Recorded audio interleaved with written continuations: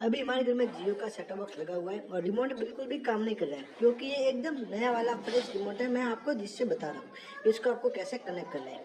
देखेंगे आपकी बिल्कुल भी कोई भी काम की नहीं कर रही और रेड लाइट आपको वहाँ पे ऊपर जल रही है, वो आपको दिख रही होगी। तो सबसे पहले आपको 7 और 9, सबसे पहले आपको 7 और 9 जो बटन है उनको आपको सेटअप बॉक्स के पास लेके जाना है क्योंकि सेटअप बॉक्स है वो आपके टीवी के पीछे रखा हुआ है। तो उसके पास में जाके 7 बटन, जो 7 नंबर वाला बटन है उसको आपको प्रेस करके रखना है, जिससे आपके ये रेड लाइट जलेगी और आपके ब्लिंक होगी और कुछ टाइम बाद आपकी एक्टिव हो जाएगा।